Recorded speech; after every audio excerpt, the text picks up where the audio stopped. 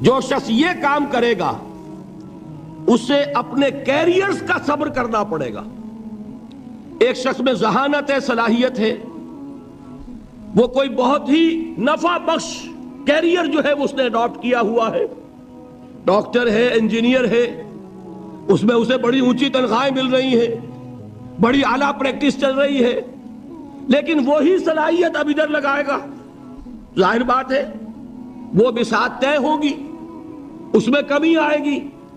یہ کیسے ہو سکے گا اگر صبر نہ ہو؟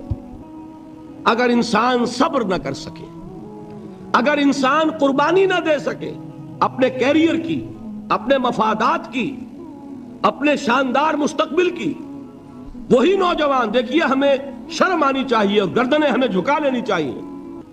قادیانیوں میں کتنے نوجوان ہیں جو اپنی زندگیاں جو ہے وقف کر دیتے ہیں، وہ زندگیاں وقف کرتے ہیں، انہیں ٹریننگ ملتی ہے، پھر وہ میدان میں آتے ہیں.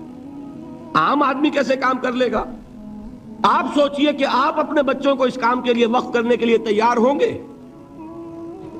ہم ذرا بھی کوئی کھاتا پیتا انسان ہو، ذرا سی بھی اس کی کوئی حیثیت ہو، وہ کبھی سوچنے کو بھی تیار نہیں ہوگا. بھائی چندہ لے لو، اللہ اللہ خیر صلی اللہ، جان چھوڑو، ہم اپنی اولاد کو اس کام کے لیے نہیں دے سکتے.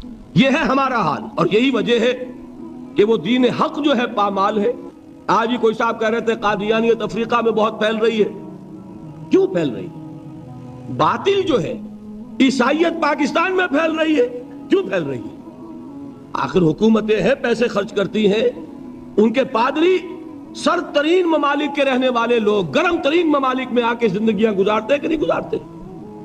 آج تو پھر بھی ایئر کنڈیشنز ہیں ان کے لیے، لیکن ایک زمانہ وہ بھی تو تھا جبکہ وہ جیکب آباد میں اور کہاں پنجاب کے تھل کے صحراؤں میں وہ لوگ گئے ہیں، اس وقت ایئر کنڈیشنر بھی نہیں تھے، انہوں نے وہاں جا کر کام کیے ہیں، ان گرمیوں کو جھیلا ہے. تو کام تو کرنے سے ہوتا ہے، صبر کا مادہ نہیں ہوگا تو آپ کام نہیں کر سکیں گے. اور اسی کا ایک دوسرا رخ ہے، جب آپ دعوت حق کے لیے کھڑے ہوں گے پہلا قدم کیا آتا ہے؟ استہزاء، تمسخر، مذاق اڑانا، جس کی میں مثال اب دینا چاہتا ہوں محمد الرسول اللہ صلی اللہ علیہ وسلم کی شخصیت سے. دیکھیے ہم کیا اور ہماری بساط کیا، ہم کیا مبلغ ہوں گے، کیا داعی ہوں گے، ہمارے اپنے دامن پر داغ ہوتے ہیں، لیکن یہ کہ محمد الرسول اللہ کے دامن پر کوئی داغ تھا؟ ان کو تو سارے مکے والے الصادق الامین کہتے تھے، نہایت محبوب شخصیت تھے. ان کے لیے تو جا صادق، جا الامین، یہ الفاظ سننے میں آتے تھے، آنکھوں کا تارا. لیکن جب آپ نے دعوت اب شروع کی، اب قرآن مجید میں دیکھیے کسی نے کہا مجنون ہو گئے، دماغ خراب ہو گیا، پاگل ہو گئے، اجی شاعر ہیں، کچھ شعر توڑ لیتے ہیں، ہم پر دھوس جماتے ہیں. کسی نے کہا ساحر ہے، کچھ جادو سیکھ لیا ہے. یہاں تک کہ ایسے بدبخت بھی پیدا ہوئے، قرآن میں ہے ساحر کذاب، سحر کرنے والا جادوگر نہایت جھوٹا. یہ الفاظ کہے جا رہے ہیں کس کی شان میں؟ محمد الرسول اللہ صلی اللہ علیہ وسلم.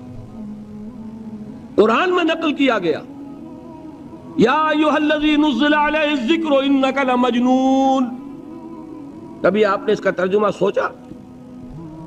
اے وہ شخص، دیکھیے تصور کیجئے حضور جا رہے ہیں، تشریف لے جا رہے ہیں، کسی دعوت میں ہے، تبلیغ میں، یا ویسے ہی تشریف لے جا رہے ہیں، اور کوئی ایک جمگھٹا ہے لوگوں کا، ادھر سے فقرہ آتا ہے، تیر کی طرح لگتا ہے دل میں جا کر محمد کے صلی اللہ علیہ وسلم.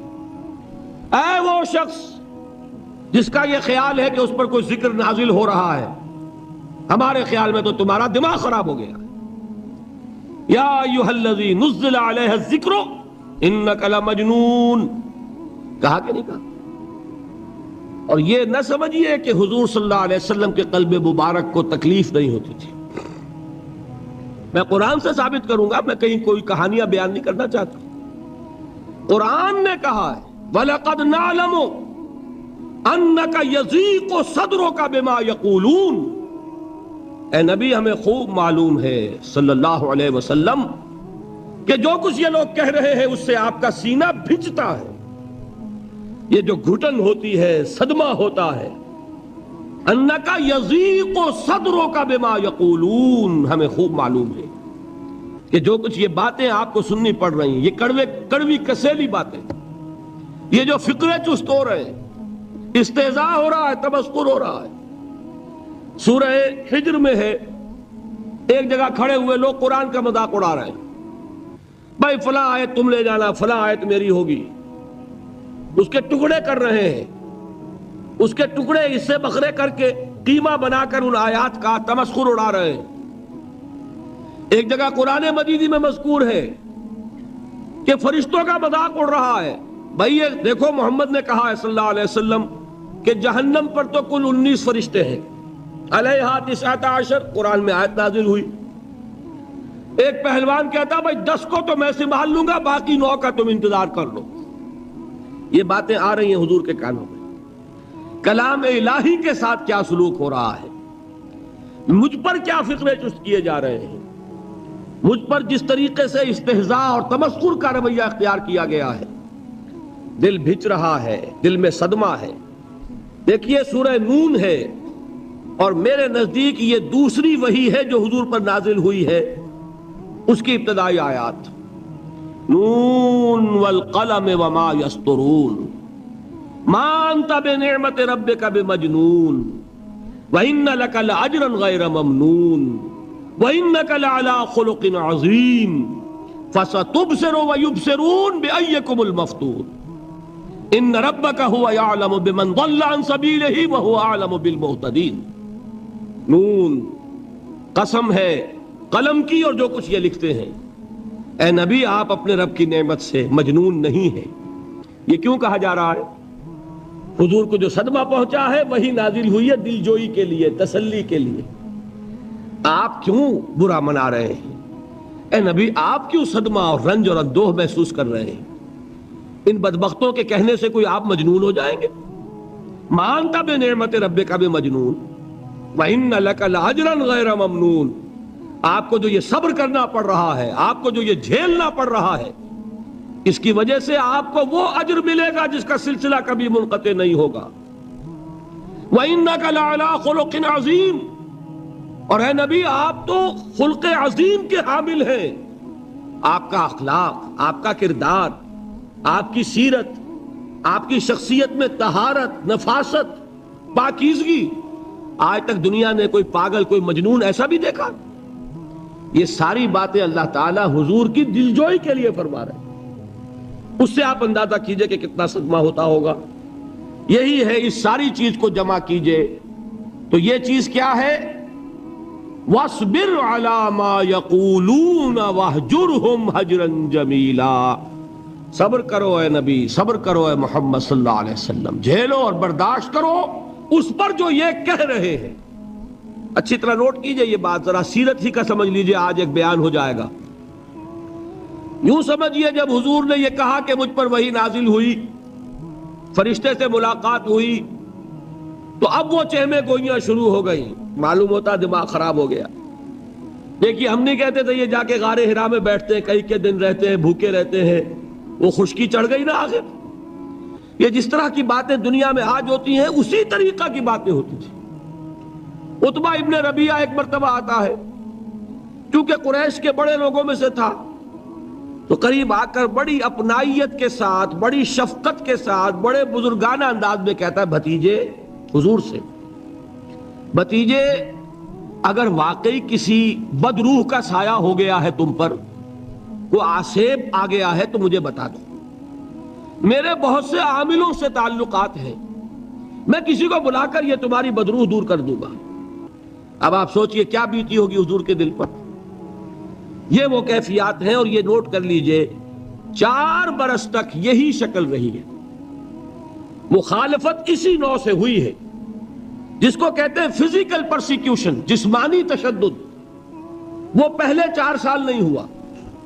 اس کی وجہ کیا ہے کہ در حقیقت جب بھی کبھی کوئی ایسی دعوت اٹھتی ہے، اب مجھے اجازت دیجئے میں ایک لفظ انقلاب یہاں استعمال کر لوں، انقلابی دعوت۔ کل میں نے کہا تھا نا، ایک ہوتی ہے خالص مذہبی تبلیغ، ایک ہوتی ہے انقلابی تبلیغ۔ مذہبی تبلیغ کی سب سے بڑی مثال عیسائیت کی تبلیغ، اور انقلابی تبلیغ کی سب سے بڑی مثال اشتراکی تبلیغ. میں باہر سے مثالیں دے رہا ہوں، اندر سے نہیں دینا چاہتا. آگے یہ کہ یہ قدر گفتیں باقی فکر کن. آگے انسان اپنی عقل سے کام لے، سوچے، غور و فکر کرے. تو یہ انقلابی تبلیغ تھی محمد الرسول اللہ صلی اللہ علیہ وسلم. اور انقلابی تبلیغ کے اندر یہ بات جان لیجئے کہ پہلا رد عمل جو ہوتا ہے معاشرے کا وہ یہ ہوتا ہے کہ کوئی ایسی بات گھبرانے کی نہیں ہے. ایک آدمی کا دماغ خراب ہو گیا ہے اور کچھ سر پھرے قسم کے چند نوجوان اس کے ساتھ ہیں. ایسی کیا بات ہے گھبرانے کی؟ مشت خاک ہے، بس ان کو چٹکیوں میں اڑاؤ. جو چٹکیوں میں اڑانا کہلاتا ہے نا، اسی کو قرآن مجید میں ایک اور جگہ کہا گیا ہے، یریدون لیطفئوا نور اللہ بافواہہم. یہ چاہتے ہیں کہ اللہ کے نور کو اپنے منہ سے بجھا دیں، پھونکے مار کے ہی بس. تو پہلا رد عمل جو ہوتا ہے ایک نظام کا، ایک کسی انقلابی دعوت کے خلاف، وہ رد عمل ہوتا ہے استہزاء، تمسخر، مذاق کرو. ان کو، جس کو آپ انگریزی میں کہتے ہیں ڈی مورلائز کر دو.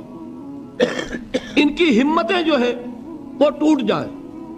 ان کو اس طریقے سے، اسی کا نام ہے آج کل کی اصطلاح میں کیریکٹر اسیسینیشن. ان کی شخصیتیں جو ہیں ان کو داغدار کر دو، ان کا اعتبار ختم کر دو، ان کا استہزاء کرو، تمسخر کرو. اور یہ میں آپ سے عرض کر رہا ہوں اس وقت ایک گونا فخر کے ساتھ اور اللہ تعالیٰ کا شکر ادا کرتے ہوئے کہ میں نے جو کام بھی کیا ہے اس وقت پاکستان میں، آپ نے اخبارات میں دیکھا ہوگا، بڑا دقیانوسی مولوی ہے. بیگمات کا رد عمل جو ہوا وہ آپ کے علم میں ہوگا. بڑے جو یہ جدید ہمارے روشن خیال قسم کے جو صحافی ہیں، اگر کہیں آپ نے پڑھا ہو جس طرح استہزاء ہوا ہے، جس طرح مذاق اڑایا گیا ہے، جو الفاظ استعمال کیے گئے ہیں، وہ میرے نزدیک بہت بڑی سند ہے جو اللہ کے ہاں جا کر پیش کروں گا کہ اللہ تیرے دین کے لیے. میں نے اپنے گھر سے کوئی بات نہیں کہی، میں نے جو بات کہی وہ جو شریعت محمدی کی بات ہے وہ کہی. اگر اپنی طرف سے کہی ہو، کوئی اضافہ کیا ہو، تو اللہ تعالیٰ کی پھٹکار ہو مجھ پر اور لعنت ہو مجھ پر. لیکن اگر میں نے وہی کچھ کہا جو شریعت محمدی کا تقاضا ہے اور قرآن اور سنت کی بات ہے، تو پھر اگر مجھے کسی نے پاگل کہا اور کسی نے دقیانوسی کہا اور کسی نے اور فقرہ چست کیا، تو میں اس کے لیے، میں تو سمجھتا ہوں میرے لیے وہ سند ہے جو اللہ تعالیٰ کے ہاں میں جا کر پیش کروں. اور یہ جان لیجئے کہ وہی بات ہوتی ہے ہمیشہ، ہسٹری ریپیٹس اٹسیلف. وہ بات کریں گے جو حضور نے کی تھی، وہی رد عمل سامنے آئے گا جو اس وقت آیا تھا. اس لیے کہ یہ تو جو انسانی مزاج ہے وہ نہیں بدلا، معاشرے کا انداز نہیں بدلا. وہ جو کام ہوگا اس کا رد عمل ابتدائی وہی ہوگا. اور اس میں در حقیقت امتحان ہوتا ہے صبر کا. کیا دل شکستہ ہو کر بیٹھ رہے گا انسان؟ ہمت جواب دے جائے گی، کمر ٹوٹ جائے گی، قوت ارادی اور عزیمت جو ہے مزمحل ہو جائے گی، پھونکوں سے چراغ بجھ جائے گا. یہ جو میں نے آیت آپ کو سنائی تھی اس کا بڑی خوبصورت کے ساتھ ترجمہ کیا ہے مولانا ظفر علی خان نے کہ نور خدا ہے کفر کی حرکت پہ خندہ زن، پھونکوں سے یہ چراغ بجھایا نہ جائے گا. یریدون لیطفئوا نور اللہ بافواہہم واللہ متم نورہ ولو کرہ الکافرون. یہ چاہتے ہیں کہ اپنے منہ کی پھونکوں سے اللہ کے نور کو بجھا دیں، حالانکہ اللہ تعالیٰ تو اپنے نور کا اتمام فرما کر رہے گا، خواہ ان کافروں کو کتنا ہی ناگوار ہو. اس کی ترجمانی ہے نور خدا ہے کفر کی حرکت پہ خندہ زن، پھونکوں سے یہ چراغ بجھایا نہ جائے گا. بہرحال اس مرحلے پر میں نے آپ کو دو صبر بتائے. صبر کس چیز سے؟ اپنا کیریئر دنیاوی جو بھی آپ حاصل کر سکتے تھے. ذہین آدمی ذہانت لگائے گا تو دین کی دعوت دے گا ایٹ دی انٹلیکچوئل لیول. اور یہ بات جان لیجئے کہ یہ چیز دنیا میں کسی کمائی کا ذریعہ نہیں بن سکتی. اسے قربانی دینی پڑے گی کیریئر کی، اپنے مفادات کی، تب کام کر سکے گا. عام آدمی وقت لگائے گا، صلاحیتیں صرف کرے گا، اپنی وہی اس وقت سے اور توانائی سے پیسہ بنا سکتا تھا. آج کل تو آپ کو معلوم ہے کہ بڑی سادی ہو گئی ہے یہ حساب کتاب کی بات، بہت سادہ. ایک انسکلڈ لیبرر کا 1 گھنٹہ برابر ہے اتنے روپے کے. ایک سکلڈ لیبرر کا 1 گھنٹہ برابر ہے اتنے روپے کے. آپ تو ہر چیز کاؤنٹ کر سکتے ہیں, میئر کر سکتے ہیں. جو شخص 1 گھنٹہ لگا رہا ہے اس نے کوئی پیسہ خرچ کیا ہے نا, اسی وقت کو لگا کر وہ پیسہ بناتا, اسی ذہانت اور صلاحیت سے وہ کوئی کمائی کرتا. ادھر لگایا تو وہ جو کمی ہو رہی ہے اس کو برداشت کرنا, اس کو جھیلنا اور خوش دلی سے برداشت کرنا, یہ سمجھنا کہ در حقیقت یہ سب کچھ کیا ہے کہ اللہ تعالیٰ کے ہاں اس کا اجر و ثواب ملے گا. یہ صبر کا ایک رخ, اور استہزاء ہو, تمسخر ہو, مذاق اڑے, فقرے چست ہو, دقیانوسی کہا جائے, ریئیکشنری کہا جائے, یہ بڑے ریئیکشنری ہے, یہ بڑے پچھلے زمانے کے لوگ ہیں, اگلے وقتوں کے ہیں یہ لوگ, انہیں کچھ نہ کہو. جو کہا جائے سنو, وَاصْبِرْ عَلَى مَا يَقُولُونَ وَاهْجُرْهُمْ هَجْرًا جَمِيلًا, اور صبر کیجئے محمد صلی اللہ علیہ وسلم.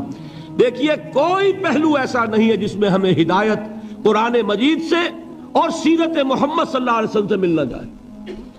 اگر اللہ تعالیٰ مقام دعوت پر فائز ہونے کی توفیق عطا فرما دے تو جو مرحلے پیش آئیں گے وہ آپ کو نظر آ جائیں گے سیرت محمدی میں صلی اللہ علیہ وسلم. اور اس وقت حضور سے جو کہا گیا اس سے آپ کے دل پر بھی, اس کے زخمی جو آپ کا دل ہے, آپ کے احساسات ہیں, اس پر مرہم رکھا جائے گا. وَلَقَدْ نَعْلَمُ أَنَّكَ يَضِيقُ صَدْرُكَ بِمَا يَقُولُونَ, ہمیں خوب معلوم ہے کہ جو کچھ آج تمہیں سننا پڑ رہا ہے اس سے تمہارا سینہ بھجتا ہے, تمہیں رنج اور صدمہ ہوتا ہے. لیکن وَاصْبِرْ عَلَى مَا يَقُولُونَ, جو کچھ یہ کہہ رہے ہیں اس پر صبر کیجئے, اس کو جھیلیے اور برداشت کیجئے. اچھا, اس مرحلے پر صبر کی ایک تیسری شکل ہے, اس کو بھی سمجھ لیجئے.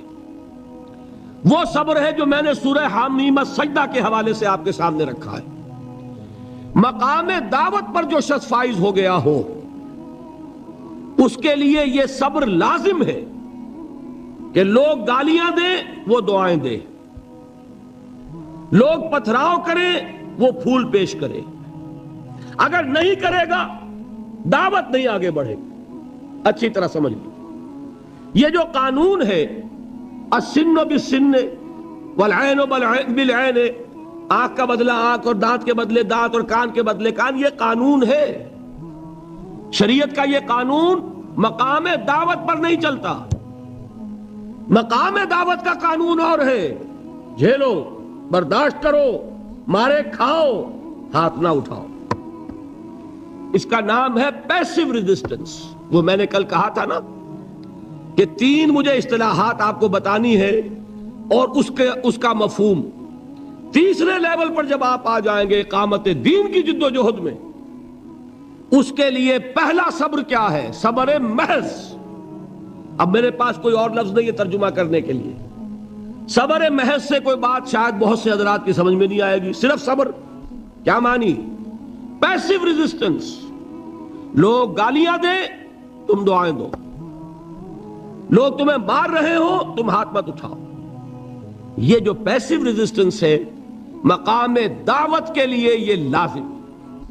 اصل میں حضرت مسیح علیہ السلام کے جو جملے عام طور پر ہمارے ہاں مشہور ہیں, بائبل میں ہیں, ان پر ہمارے کچھ علماء فقرے چست کر دیتے ہیں کہ یہ بڑی غیر فطری تعلیم ہے.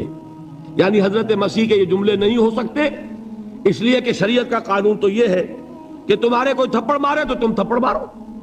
قصاص, وَلَكُمْ فِي الْقِصَاصِ حَيَاتٌ يَا أُولِي الْأَلْبَابِ, ہے کہ نہیں؟ اے ہوش مندو, قصاص میں زندگی ہے. بدلہ نہیں لوگے تو شریروں کی حوصلہ افزائی ہوگی. اس نے آج تمہارے تھپڑ مارا ہے, تم نے بدلہ نہیں لیا, کل وہ کسی اور کے لگائے گا. اس کو تو یوں سمجھیے نا کہ عادت پڑے گی. پھر معاشرے کی درستی کے لیے ضروری ہے کہ بدلہ ہو.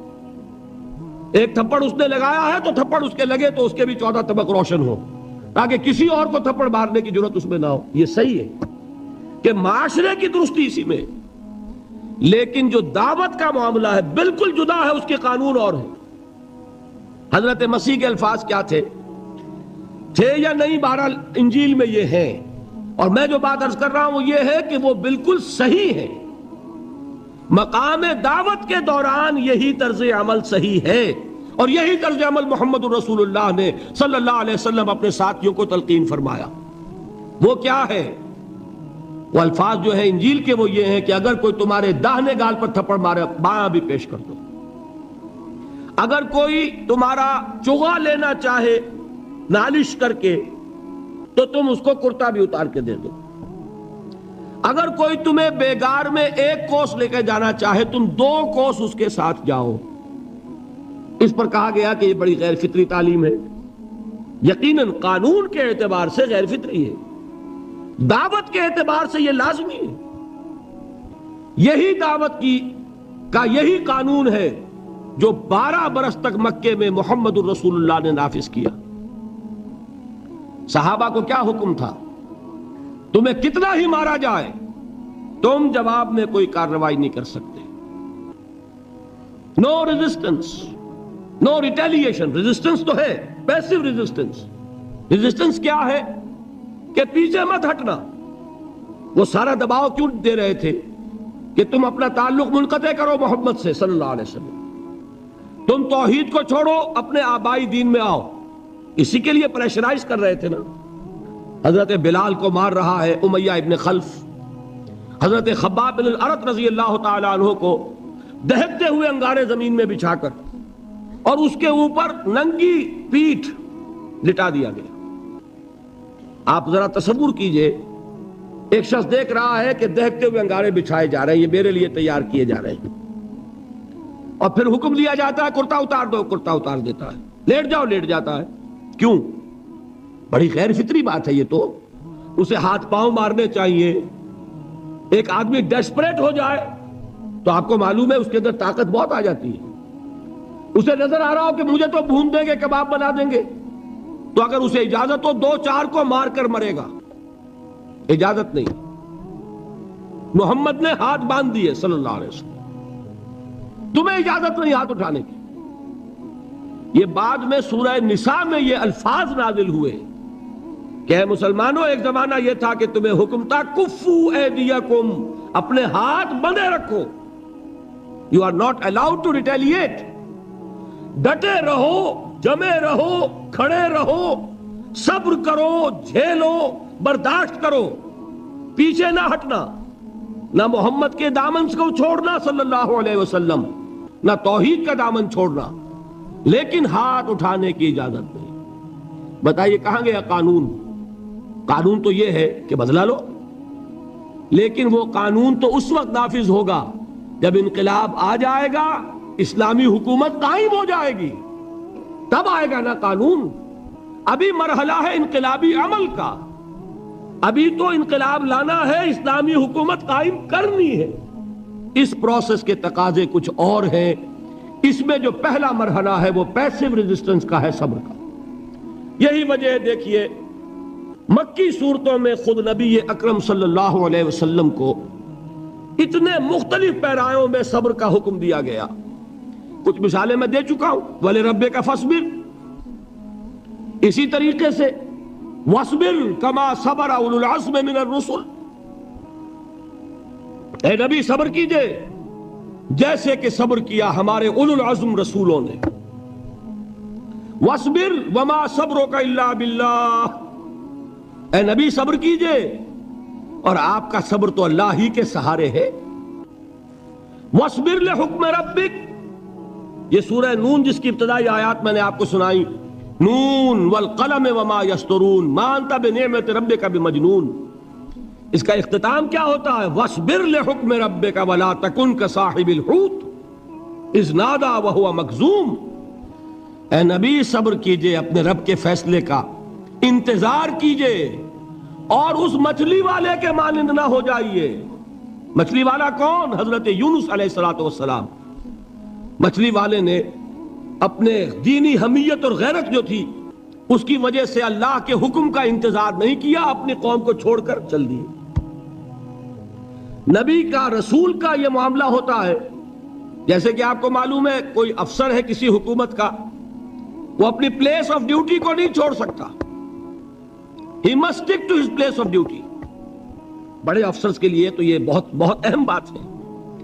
تو اے رسول، جہاں آپ کو ہم نے تعینات کیا ہے آپ وہاں سے ہل نہیں سکتے کہ ذرا مخالفت ہوئی، لوگوں نے فقرے چست کیے اور آپ کہیں اور چل دیے. دفع ہوئیے، یہ بات نہیں سننا چاہتے، میں کسی اور کو سناؤں گا. ہو سکتا ہے نا؟ ہم تو کرتے ہیں نا یہ، اس لیے کہ ہمیں تو اللہ نے کہیں تعینات تو نہیں کیا نا۔ اگر ایک جگہ کے لوگ بات نہیں سنتے، چلو بھائی ہم کہیں اور جائیں گے، وہاں بات سنائیں گے۔ لیکن رسول کا معاملہ ہوتا ہے جو اس کی پلیس آف اپوائنٹمنٹ ہے، he cannot leave his place without the express permission of اللہ سبحانہ و تعالی۔ آپ نے یہ سنا ہوگا، سیرت کی تقاریر میں پڑھا ہوگا کہ مدینے کی طرف ہجرت کی اجازت حضور نے تمام صحابہ کو دے دی، خود منتظر رہے جب تک کہ اللہ کی طرف سے اجازت نہیں آ گئی۔ حضرت ابوبکر پوچھتے رہتے تھے حضور اجازت آ گئی کہ نہیں؟ نہیں ابھی نہیں آئی۔ حضور اذن آ گیا؟ نہیں آیا، ابھی نہیں آیا۔ حبشہ کی طرف سب کو بھیج دیا، اجازت دے دی جو جانا چاہے چلا جائے۔ حضور کی صاحبزادی جو حضرت عثمان کے نکاح میں تھی وہ بھی ہجرت کر رہی، لیکن حضور تو نہیں گئے۔ رسول نہیں چھوڑ سکتا اپنی جگہ کو، یہاں تک کہ تمام تقریباً صحابہ چلے گئے، حضور رہ گئے، حضرت ابوبکر رہ گئے، حضرت علی رہ گئے، اور حضرت ابوبکر پوچھ رہے ہیں بار بار اجازت آئی یا نہیں؟ نہیں ابھی نہیں آئی۔ حضرت عائشہ نے واقعہ بیان کیا کہ ایک روز اچانک دوپہر کے وقت ہم نے دیکھا کہ حضور نے اپنے پورے جسم کو ڈھانپا ہوا ہے، چہرے کو بھی کپڑے میں ڈھانکا ہوا ہے اور تشریف لا رہے ہیں۔ یہ اس میں تعجب کی بات یہ کہ عرب میں آج بھی آپ کو معلوم ہے کہ یہ چیز جو ہے ان کی روایات کے خلاف ہے کہ دوپہر کے وقت کوئی کسی سے ملنے جائے۔ یہ وقت جو ہے قیلولے کا ہے، آرام کا ہے۔ آج کل وہ عصر اور ظہر کے مابین کا وقفہ، تو این ٹھیک دوپہر کے وقت تشریف لائے حضور۔ آپ نے آ کے حضرت ابوبکر سے فرمایا کہ اجازت آ گئی ہے۔ اس میں ایک قصہ تھوڑا سا اور بتا دوں، بہت دلچسپ ہے اور بہت ہمارے لیے سبق آموز ہے۔ حضرت ابوبکر نے بہت خوش ہو کر ایک بات کہی، حضور میں نے 2 اونٹنیاں تیار کی ہوئی ہیں۔ یعنی اب آپ وہ تو سوچتے تھے نا شاباش ملے گی کہ میں نے تیاری کی ہوئی ہے، میں نے 2 اونٹنیوں کو خوب کھلا پلا کے فربا کیا ہوا ہے، بڑی توانا ہے تاکہ ہم تیزی کے ساتھ سفر کر سکیں۔ حضور نے توقف کیا، فرمایا ہاں ٹھیک ہے، 1 اونٹنی میں استعمال کروں گا لیکن میں اس کی قیمت ادا کروں گا۔ حضرت ابوبکر کی آنکھوں میں آنسو آ گئے، روتے ہوئے کہا حضور مجھ سے یہ مغایرت، کیا یہ جان اور مال کسی اور کے لیے ہے؟ آپ مجھ سے بھی کہہ رہے ہیں میری اونٹنی جو ہے وہ بھی بلا معاوضہ آپ قبول نہیں فرما رہے۔ یہ ہے محمد الرسول اللہ کی غیرت اور حمیت کا معاملہ۔ ہمارا معاملہ جو ہے دین کی دعوت و تبلیغ کے اعتبار سے بالکل کچھ مختلف بنا ہوا ہے، اسی لیے وہ عزت نہیں، وہ وقار نہیں۔ یہاں یہ حال ہے کہ حضور کے خسر ہیں، جان نثار ہیں، یار غار ہیں، سب کچھ ہیں، لیکن وہاں بھی یہ معاملہ ہے کہ ٹھیک ہے اونٹنی کی میں قیمت ادا کروں۔ بہرحال میں جو عرض کر رہا تھا وہ یہ ہے کہ چونکہ رسول کو اجازت نہیں تو فرمایا گیا وَاصْبِرْ لِحُکْمِ رَبِّكَ وَلَا تَكُنْ كَصَاحِبِ الْحُوتِ۔ دیکھنا وہ جو یونس علیہ السلام جو انہوں نے کیا تھا، اجازت آئے بغیر وہ اپنی قوم کو چھوڑ کر کسی اور وجہ سے نہیں گئے تھے دین کی حمیت اور غیرت کی وجہ سے۔ یہ بدبخت بات سننے کو تیار نہیں ہے تو دفع ہو، میں کہیں اور جا کر اللہ کی بات کہیں سناؤں گا، لیکن اجازت کے بغیر نہیں جا سکتے۔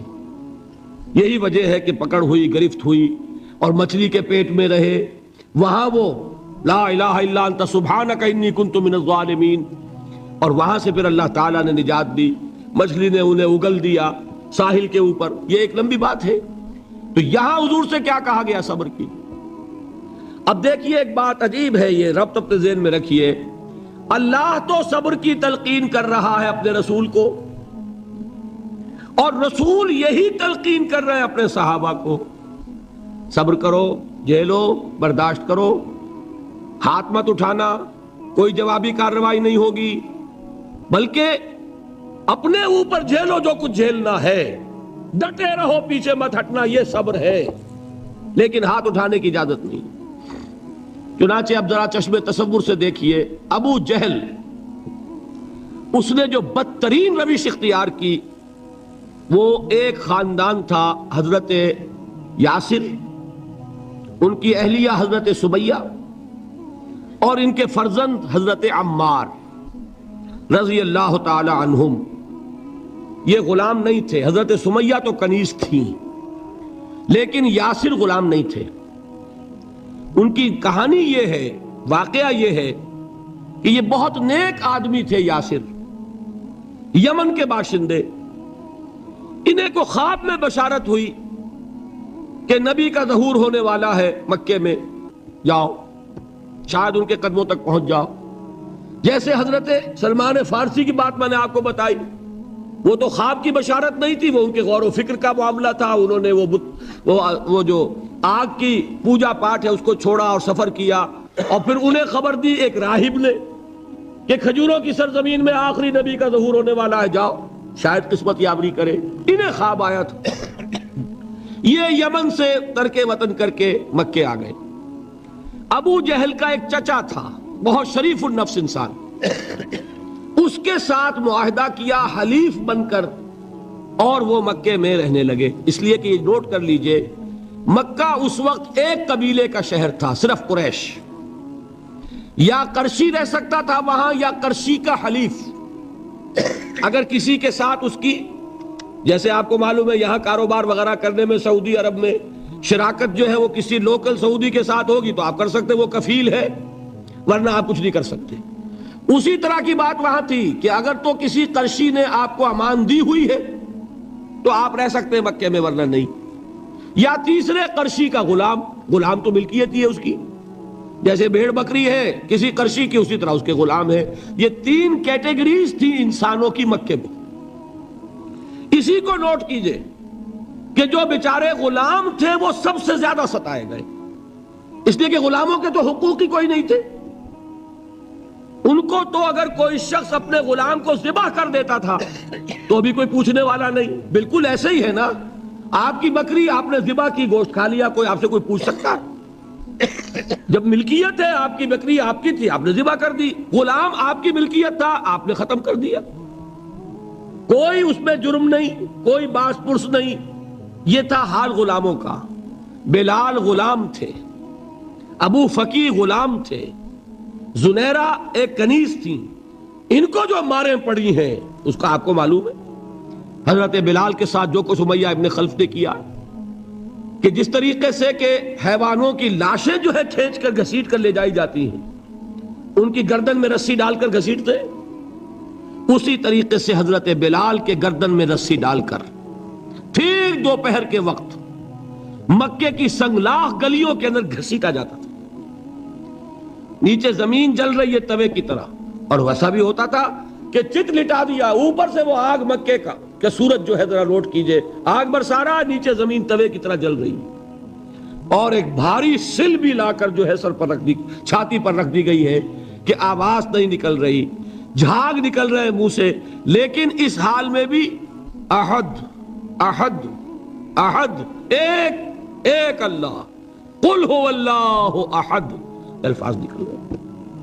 یہ ہے وہ صبر، یہ ہے وہ صبر.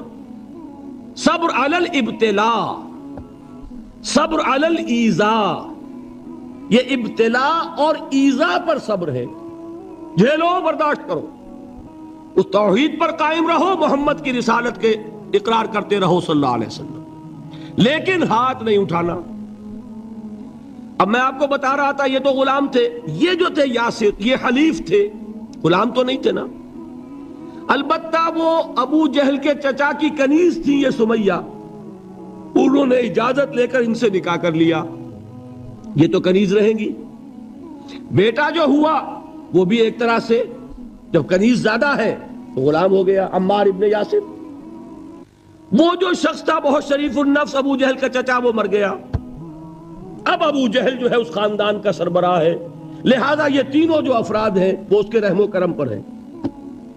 یاسر کو بھی پروٹیکشن اگر ہے تو ابو جہل کی ہے، ابو جہل جو چاہے کرے، اور سمیہ تو کنیز ہے ہی، اس کا تو کوئی حق ہے ہی نہیں، جو چاہے کرے. اور عمار ان دونوں کا بیٹا ہے، لہذا بدترین معاملہ کیا ابو جہل نے ان تین افراد کے ساتھ. حضرت سمیہ کے ساتھ جو کچھ کیا گیا ہے آپ اس کا تصور نہیں کر سکتے. بالآخر جو شہید کیا ہے حضرت سمیہ کو، ایذائیں دے دے کے، سسکا سسکا کے، ان کے جسم کے نازک حصوں کو جلا کے، داغ دے کر. کہتا کیا تھا ایک دفعہ کہہ دو کہ میرا جو یہ بت ہے یہ بھی الہ ہے، مان لو، میں چھوڑ دوں گا۔ تنگ آ گیا، کسی طریقے سے ایک دفعہ کہہ دو، پھر میں چھوڑ دوں گا۔ لیکن یہ میاں بیوی حضرت یاسر اور حضرت سمیہ رضی اللہ تعالی عنہما، یہ ہے ثبات، یہ ہے صبر، یہ ہے استقلال، ایک مرتبہ بھی کہنے کے لیے تیار نہیں، جو چاہو کر لو، اب ہم تو اس سے پیچھے نہیں ہٹیں۔ تنگ آ کر اس نے حضرت سمیہ کی تو شرمگاہ میں برچھا مارا اور شہید کیا۔ حضرت یاسر کے بارے میں ایک روایت یہ ہے، ستا کے تنگ کر کر کے آخر کار جو ختم کیا، انہیں شہید کیا کس طرح؟ 4 سانڈ اونٹ جوان، ان سے رسے باندھے، ایک رسے سے ایک بازو باندھا، دوسرے سے دوسرا بازو باندھا، تیسرے سے ایک ٹانگ باندھی، چوتھے سے دوسری ٹانگ باندھی، اور چاروں کو دوڑایا ہے کہ جسم کے پرخچے اڑ گئے۔ اس حال میں کیا ہو رہا تھا وہ میں بتا رہا ہوں کہ اللہ تو تاکید کر رہا ہے اپنے نبی کو، اصبر وَلِرَبِّكَ فَاصْبِرْ وَاصْبِرْ عَلَى مَا يَقُولُونَ وَاصْبِرْ وَمَا صَبْرُكَ إِلَّا بِاللَّهِ وَاصْبِرْ لِحُكْمِ رَبِّكَ وَلَا تَكُنْ كَصَاحِبِ الْحُوتِ۔ اس وقت سامنے سے حضور گزرتے تھے جبکہ آل یاسر کے ساتھ یہ معاملہ ہو رہا ہے، کیا فرماتے تھے؟ اصبروا یا آل یاسر فَإِنَّ مَوْعِدَكُمُ الْجَنَّةُ، اے یاسر کے گھر والوں صبر کرو، جھیلو، اس لیے کہ تمہارے وعدے کی جگہ جنت ہے۔ اللہ تعالیٰ ادھر آنکھ بند ہوگی، ادھر جنت میں تمہارا داخلہ ہو جائے گا۔ یہ ہے تواصوا بالصبر، والعصر ان الانسان لفی خسر۔ یہ تواصوا بالصبر پر کون عمل کر رہا ہے؟ محمد الرسول اللہ صلی اللہ علیہ وسلم۔ اس میں بھی ایک بات ہے، وہ بھی سمجھ لیجئے، دین میں جہاں عظیمت ہے، رخصت کا پہلو بھی ہے۔ یہ جو نوجوان تھے، یہ بوڑھے والدین کا تو وہ مقام ہے، یہ رتبہ بلند ملا جس کو مل گیا، ہر مدعی کے واسطے دار و رسن کہاں؟ حضرت سمیہ اور حضرت یاسر۔ نوٹ کیجئے، میں ایک اعتبار سے کہا کرتا ہوں، سید الشہداء یہ بنے کہ نہیں بنے، ان کو جو فوقیت حاصل ہوئی، الفضل للمتقدمین، سب سے پہلی جان دینے والی یہ خاتون اور سب سے پہلی جان دینے والا اللہ کے لیے، توحید کے لیے، محمد کی رسالت کے لیے صلی اللہ علیہ وسلم، دے تو بھی محمد کی صداقت کی گواہی۔ یہ صداقت کی گواہی دیتے ہوئے انہوں نے اپنی جانیں دے دی۔ لیکن جو نوجوان عمار ہے، اس نے رخصت کی راہ اختیار کی، جھیلا نہیں گیا، برداشت نہیں ہو سکا، ایک مرتبہ کلمہ کفر زبان سے نکال دیا، ابو جہل نے چھوڑ دیا، لیکن اب پشیمانی طاری ہوئی ہے، میں کیا کر بیٹھا۔ اس کے بعد انہوں نے اپنے آپ کو ایک ستون سے باندھ لیا کہ حضور ہی آ کر مجھے اگر یہاں سے کھولیں گے تو میں کھلوں گا، ورنہ میں یہیں اپنے آپ کو ہلاک کر دوں گا، مجھ سے کیا ہو گیا۔ حضور خود تشریف لائے، دست مبارک سے کھولا، کہا کہ یہ بھی دین میں اجازت ہے، کلمہ کفر کہہ کر جان بچا لینے کی اجازت ہے، یہ رخصت ہے، عزیمت نہیں ہے۔ تمہارے والدین نے جو مقام حاصل کر لیا، وہ تو پھر میں وہی کہوں گا کہ ہر مدعی کے واسطے دار و رسن کہاں، یہ رتبہ بلند ملا جس کو مل گیا۔ البتہ دین میں یہ ہے، آیت بھی ہے قرآن مجید کی، وَقَلْبُهُ مُطْمَئِنٌ بِالْإِيمَانِ، دل ایمان پر جمع ہوا ہو، کسی وقت محض جان بچانے کے لیے کلمہ کفر کہہ دینا، دل پر کوئی آنچ اس کی نہ آ رہی ہو تو اس کی اجازت ہے۔ کمزور طبائع کو بھی اللہ تعالیٰ نے اپنے دین میں اکوموڈیٹ کیا ہے۔ حضور نے ان کی ہمت بندھائی کہ گھبراؤ نہیں، ٹھیک ہے، یہ بھی اگر تمہارے دل کے اوپر کوئی اثر نہیں ہے تو کوئی حرج نہیں۔ بہرحال یہ میں آپ کو اب اس کا فلسفہ بھی سمجھا دوں۔ میرے دل میں ایک دفعہ خیال آیا تھا، جس وقت ابو جہل حضرت سمیہ اور حضرت یاسر کے ساتھ یہ سلوک کر رہا تھا، کم سے کم 30 ورنہ میرے اندازے میں 40 اشخاص، 40 مسلمان مکے میں موجود تھے۔ میرے دل میں اچانک ایک خیال آیا، کیا یہ بے غیرت تھے، بے حمیت تھے؟ انہوں نے اپنی بہن کو چھڑایا نہیں، انہوں نے حضرت یاسر ان کے دینی بھائی ہیں، محمد کے غلام ہیں، ان کی حمایت میں کچھ تو کرتے، بلوا کرتے، کچھ شور کرتے، ہنگامہ کرتے، چھڑا کر لے جاتے، کیوں نہیں کیا؟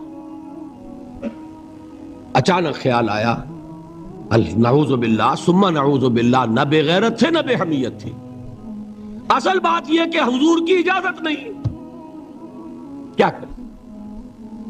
خون کھول رہا ہے، سینوں میں جوش ہے، لیکن اجازت نہیں۔ یہ ہے ڈسپلن کی وہ تربیت جو محمد رسول اللہ نے دی۔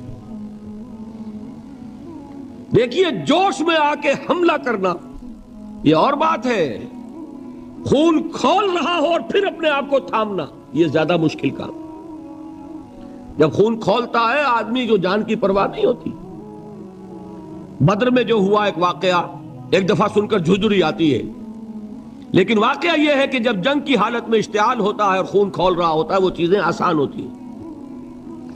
وہ جو دو ٹین ایجرز تھے، نوجوان، جنہوں نے ابو جہل کو ہلاک کیا ہے، حضرت معاذ اور حضرت معوذ، انصاری دو نوجوان، ان میں سے ایک کا واقعہ آتا ہے کہ ان کے ایک شانے کے اوپر تلوار کا وار پڑا، پورا شانہ کٹ گیا، بازو علیحدہ ہو گیا تقریباً، لیکن کوئی ایک تسمہ لگا رہ گیا، کوئی ایک ٹینڈن ہوگا، وہ جو ہوتا ہے سخت سا سفید سا، وہ کوئی لگا ہوا ہے، انہیں پرواہ نہیں ہے، وہ دوسرے ہاتھ سے لڑ رہے ہیں، لیکن یہ ہاتھ جو ہے یہ اب چونکہ قابو میں تو ہے نہیں، کنٹرول میں نہیں، مسلز کٹ چکے، تو یہ رکاوٹ بن رہا ہے۔ ان کے بارے میں آتا ہے اس ہاتھ کو اپنے پاؤں کے نیچے دبایا اور کھینچا اور پھینک دیا کہ یہ اس وقت میرے اس راستے میں رکاوٹ بن رہا ہے، جسم کا حصہ میرا۔ تو یہ بات بھی میرے نزدیک اتنی مشکل نہیں ہے جتنی مشکل یہ ہے کہ خون کھول رہا ہو لیکن چونکہ اجازت نہیں ہے لہذا کوئی اقدام نہ کیا۔ یہ زیادہ کڑا امتحان ہے، یہ زیادہ سخت مشکل ہے، اور اس کی تربیت دی محمد رسول اللہ نے۔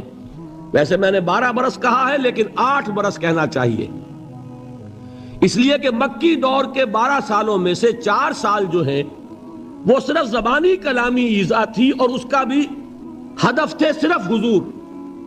وہ جو میں نے بتایا پاگل ہے، مجنوں ہے، شاعر ہے، ساحر ہے، ایک عجمی غلام اپنے گھر میں رکھا ہوا ہے، اس سے ڈکٹیشن لیتے رہتے ہیں، آ کے ہم پر دھونس جماتے ہیں، مجھ پر وحی نازل ہوئی ہے۔ یہ سب کچھ ہوا 4 برس تک، لیکن ہوا صرف حضور کے ساتھ کہ انہیں ڈی مورلائز کر دو، ان کی ہمت ختم ہو جائے، خود بخود یہ بات بیٹھ جائے گی بتاشے کی طرح۔ لیکن جب انہوں نے دیکھا کہ نہ محمد بدل ہوئے صلی اللہ علیہ وسلم، نہ ان کے ساتھی بدل ہوئے، یہ تو دعوت پھیل رہی ہے، ہمارے نوجوان جو ہے اب ان کے حلقے میں شامل ہو رہے ہیں، ہمارے اپنے لختے جگر، ہمارے اپنے چشم و چراغ، کون تھے مصعب بن عمیر، کون تھے عثمان غنی، کون تھے سعد ابن ابی وقاص، قریش کے اعلیٰ گھرانوں کے چشم و چراغ نوجوان، وہ آ رہے ہیں محمد کے ہاتھ پر بیعت کر رہے ہیں، اسلام لا رہے ہیں صلی اللہ علیہ وسلم۔ انہوں نے دیکھا یہ ہمارے غلاموں میں بھی یہ آگ پھیل گئی، یہ تو سمجھئے کہ بارود کے اندر آگ لگ رہی ہے، یہ ابھی تک تو قانے تھے جو ظلم ہم کر رہے تھے اس پر، لیکن ان کے اندر اگر یہ ایمان اور اسلام کی دعوت اور تحریک ان میں پھیل گئی تو ہمارا اقتدار اور ہمارا یہ پورا نظام جو ہے یہ چوپٹ ہو جائے گا۔ یہ ہے وہ چیز جو میں نے کل آپ کو اقبال کا مصرع پڑھا سنایا تھا کہ نظام کہنا کے پاس بانو یہ مارز انقلاب میں ہے، beware of the revolution that is coming, لہذا اپنی پوری قوتوں کو جمع کرو اور کچل دو انہیں، مارو انہیں۔ یہ کام شروع ہوا ہے سن 5 سے، بلکہ 4 کہنا چاہیے، 4 سے لے کر 12 تک 8 برس اس کو کہتے ہیں پرسیکیوشن، فزیکل پرسیکیوشن، تشدد، مار پیٹ، جلانا، دہتے ہوئے انگاروں پر لٹانا، فاقے رکھنا، بھوکے رکھنا، ان کو ڈال دی گئی زنجیریں، گھروں میں بند کر دیا گیا نوجوانوں کو۔ حضرت عثمان کو چچا نے ان کے ایک چٹائی کے اندر لپیٹا اور دھونی دے دی، دم گھٹ رہا ہے، جان نکل رہی ہے۔ حضرت مصعب بن عمیر رضی اللہ تعالی عنہ، وہ نوجوان 200 درہم کا جوڑا ان کا سل کر آتا تھا شام سے تیار ہو کر، لباس معطر ہوتا تھا، جدھر سے نکل گیا پوری گلی جو ہے وہ معطر ہو گئی، انگلیاں اٹھ رہی ہیں، وہ جا رہا ہے مصعب، یہ خوشبو اس کی ہے۔ اس مصعب کے ساتھ کیا سلوک کیا؟ باپ تو مر چکا تھا، ماں نے پالا تھا، دولت بہت چھوڑ کر گیا تھا باپ، لہذا ماں نے بڑے ناز و نام میں پالا، بڑے لاڈ پیار میں، 200 درہم کا جوڑا تیار ہو رہا ہے۔ لیکن یہ کہ آپ کو معلوم ہے عرب کے اس معاشرے میں عورت کی کوئی حیثیت نہیں تھی، ماں کا اختیار نہیں تھا، چچا تھا اب سربراہ خاندان کا۔ چچا نے کہا مصعب اگر تم نے اپنے باپ کا دین چھوڑ دیا ہے تو باپ کی دولت پر بھی تمہارا کوئی حق نہیں ہے، نکل جاؤ گھر سے۔ اس نے یہ سوچا تھا کہ مصعب کے ہوش ٹھکانے آ جائیں گے، دن میں تارے نظر آ جائیں گے، ناز و نام میں پلا ہوا گھر سے نکل کے جائے گا کہاں، یہ سارا نشہ جو ہے توحید کا یہ حیران ہو جائے گا۔ حضرت مصعب کا جواب بالکل برعکس تھا، اچھا ٹھیک ہے چچا جان میں گھر چھوڑتا ہوں۔ وہی بات جو کبھی کہی تھی ابراہیم نے، باپ نے کیا کہا تھا؟ واجرنی ملیہ، جاؤ چلے جاؤ، دفع ہو جاؤ میری نگاہوں سے۔ حضرت ابراہیم نے کیا جواب دیا تھا؟ سلام علیک ساستغفر لک ربی انہ کان بی حفیہ۔ اچھا باجان آپ کا حکم یہی ہے تو میں چلتا ہوں، آپ پر سلامتی ہو، میرا رب مجھ پر بڑا مہربان ہے، میں اس سے آپ کے لیے استغفار کروں گا۔ چل دیے۔ یہی جو ہے حضرت ابراہیمی کی نسل ہے نا قریش۔ آج ابراہیم کے ایک بیٹے کے ساتھ وہی معاملہ ہو رہا ہے، مصعب کے ساتھ، اور مصعب چلنے کے لیے تیار ہو گئے۔ چچا نے سوچا، میں سمجھتا تھا کہ ہوش ٹھکانے آ جائیں گے، یہ تو تیار ہو گیا نکلنے کے لیے۔ غصے میں آ کے اگلی بات کہی، یہ کپڑے جو پہنے ہوئے تم نے یہ بھی اسی مشرک باپ کی کمائی کے ہیں، اتارو ان کو۔ وہیں کپڑے اتارے، مادر زاد برہنہ گھر سے نکالے گئے۔ ماں کے پاس پہنچے، ماں نے آنکھوں پر ہاتھ رکھے، مصعب کیا ہوا؟ کہ ماں سے کہتے ہیں کہ ماں میں موحد ہو گیا ہوں، اور وہاں سے گئے، پھر حضور کی خدمت میں کپڑے کہیں سے مانگے ہوں گے۔ یہ مصعب ہیں 200 درہم کا جوڑا پہننے والے۔ جب حضور پر مدینے کے 12 افراد ایمان لائے تھے، بیعت عقبہ اولیٰ ہوئی، انہوں نے کہا کہ حضور ہمیں کوئی شخص اپنا ایسا شاگرد دیجئے جو ہمیں قرآن پڑھا سکے۔ حضور نے حکم دیا مصعب جاؤ، اب مدینے جاؤ، یثرب جاؤ، یثرب والوں کو قرآن پڑھاؤ، انہیں تبلیغ کرو۔ مصعب گئے ہیں وہاں، 1 سال کی کمائی 75 افراد لا کر حضور کے جھولی میں اگلے سال ڈال دیے کہ حضور یہ میری 1 سال کی کمائی ہے۔ 72 مرد 3 عورتیں، انہوں نے وہ بیعت کی تھی، بیعت عقبہ ثانیہ، جس کے الفاظ کل میں نے آپ کو سنائے تھے۔ بایعنا رسول اللہ صلی اللہ علیہ وسلم علی السمع والطاعت فی العسر والیسر والمنشط والمکرہ وعلی اثرۃ علینا وعلی لا ننازع الامر اہلہ وعلی ان نقول بالحق اینما کنا لا نخاف فی اللہ لومۃ لائم۔ یہ 72 مرد تھے مدینے کے جنہوں نے یہ بیعت کی، پھر انہوں نے ریکویسٹ کی کہ حضور اب آپ ہمارے ہاں تشریف لائیے، ہم اگر یہ مکے والے وہاں حملہ کریں گے تو ہم آپ کی حفاظت کریں گے جیسے کہ اپنے اہل و عیال کی کرتے ہیں۔ بہرحال وہ مصعب بن عمیر ہیں جو غزوہ احد میں شہید ہوئے، اور جب شہید ہوئے تو ان کے جسم پر صرف ایک چادر تھی۔ ایک بات تو یہ نوٹ کیجئے، موضوع سے ذرا بات تھوڑی ادھر ادھر جا رہی ہے، لیکن یہی چیزیں ہیں اصل میں کہ جو ہمارے دلوں کو منور کرنے والی ہیں نور ایمان سے۔ وہ علم بردار تھے غزوہ احد میں، جھنڈا مسلمانوں کا ان کے پاس تھا۔ ایک ہاتھ پر، ایک شانے پر وار پڑا، ہاتھ کٹ گیا، دوسرے سے تھاما، دوسرے پہ کٹ گیا، اب دونوں حصوں کے بچے ہوئے ٹکڑوں سے جھنڈے کو تھاما، گرنے نہیں دیا، یہاں تک کہ شہید ہو گئے۔ گرے ہیں تو جھنڈا گرا ہے۔ شکل میں حضور سے بہت مشابہ تھے، خبر اڑ گئی کہ محمد شہید ہو گئے صلی اللہ علیہ وسلم۔ یہ مصعب بن عمیر کا واقعہ ہے۔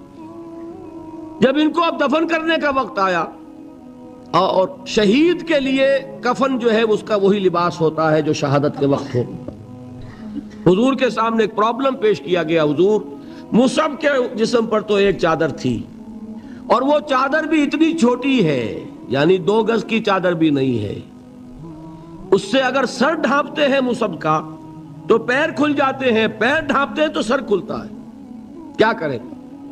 حضور نے فرمایا سر ڈھانپ دو چادر سے اور پیروں پر گھاس ڈال دو۔ یہ آخری لباس ہے جو محمد کے اس دیوانے کو اس دنیا سے رخصت ہوتے ہوئے ملا ہے، جس کا 200 درہم کا جوڑا چلتا تھا۔ یہ ہے صبر، برداشت کیا کہ نہیں کیا؟ تو یہ جان لیجئے میں جو بات فلسفے کی سمجھانا چاہتا تھا وہ یہ جو پیسیو ریزسٹنس ہے 8 سال جو رہی ہے کہ تمہیں ماریں، تمہیں تکلیفیں پہنچائیں، تم پر جو بھی آئے جھیلو، برداشت کرو، تمہیں ہاتھ اٹھانے کی اجازت نہیں. اصل میں انقلابی عمل میں یہ بہت فیصلہ کن چیز ہے. اس کی وجہ کیا ہے؟ دیکھیے، اگر شروع ہی سے انقلابی لوگ وائلنٹ ہو جائیں گے تو ظاہر بات ہے وہ تو تھوڑے ہوتے ہیں، گنتی کے ہوتے ہیں. جو نظام قائم ہے اس کے پاس طاقت بہت ہوتی ہے، اس نظام کو اخلاقی جواز حاصل ہو جائے گا ان کو کچل دینے کا، ختم کر دینے کا. اب جب کہ وہ ہاتھ نہیں اٹھا رہے تو اخلاقی جواز تو نہیں ہے نا. اب اگر مارا جا رہا ہے تو عوام الناس کی دلی ہمدردیاں ان کے ساتھ ہوتی چلی جاتی ہیں. یہ امیہ ابن خلف نے بلال کو آج اتنا مارا، کیوں مارا؟ کیا بلال نے کوئی چوری کر دی تھی؟ نہیں بھائی. کیا کوئی اور گستاخی کی تھی اپنے آقا کی؟ نہیں. کہیں معاذ اللہ اس نے اپنے آقا امیہ ابن خلف کی بیٹی کے اوپر تو کوئی نہیں ہاتھ اٹھا دیا تھا؟ نہیں. تو کیا وجہ ہوئی؟ بس صرف یہ وجہ ہے کہ وہ ایک اللہ کو مانتا ہے اور محمد پر ایمان لے آیا صلی اللہ علیہ وسلم. بتائیے اس کا کیا اثر ہوگا؟ یہ خباب بن الارت پیشے کے لحاظ سے لوہار تھے. سوچئے ایک زندہ انسان کو دہتے ہوئے انگاروں پر لٹایا جا رہا ہے. ان انگاروں سے کھال جلی، کمر کی چربی پگھلی، اس پگھلنے والی چربی سے وہ انگارے ٹھنڈے پڑے. یہ سب کچھ جھیل رہا ایک شخص. سوچنے والوں نے سوچا نہیں ہوگا کیا جرم تھا ان کا؟ تو بڑا شریف آدمی ہے، بہت اچھا کاریگر ہے، وقت پر کام دیتا ہے، مناسب اجرت لیتا ہے، یہ کیا ہوا؟ یہ کوئی جرم نہیں. جرم صرف ایک ہے، ایک اللہ کو مانتا ہے اور محمد کے دامن سے وابستہ ہے صلی اللہ علیہ وسلم. آپ سوچئے، دیکھیے ایک لفظ ہم بولا کرتے ہیں سائلنٹ میجورٹی. واقعہ یہ ہے کہ کسی بھی معاشرے میں میجورٹی ہمیشہ سائلنٹ رہتی ہے. وہ سائلنٹ سپیکٹیٹر ہوتی ہے، دیکھتی رہتی ہے کیا ہو رہا ہے. لیکن سائلنٹ میجورٹی سائلنٹ ہوتی ہے، اندھی بہری تو نہیں ہوتی. دیکھتی تو ہے کہ کیا ہو رہا ہے، سن تو رہی ہے کہ کیا چرچے ہیں. اب جب وہ دیکھتے ہیں کہ کچھ شریف لوگ ہیں، بڑے ہی اعلیٰ اخلاق والے لوگ ہیں، ان پر تشدد ہو رہا ہے، انہیں مارا جا رہا ہے، انہیں ستایا جا رہا ہے، ان پر کوڑے برس رہے ہیں، انہیں دیکھتے ہوئے انگاروں پر لٹایا جا رہا ہے، ان کا کوئی جرم نہیں، کوئی ان کی خطا نہیں سوائے اس کے کہ ایک اللہ کو مانتے ہیں. انہوں نے کسی کو نقصان نہیں پہنچایا، انہوں نے کسی کا بال بیکا نہیں کیا، انہوں نے کسی پر دست درازی نہیں کی، وہ تو دعائیں دے رہے ہیں انہیں. اس کا نتیجہ کیا نکلتا ہے؟ اندر ہی اندر سائلنٹ میجورٹی کنورٹ ہوتی ہے. وہ جرت تو نہیں ہوتی کہ برملا اعلان کریں، لیکن دل ان کے بدل رہے ہیں. اور آپ کو معلوم ہے ایک مصرع بڑا پیارا ہے، جو دلوں کو فتح کر لے وہی فاتح زمانہ.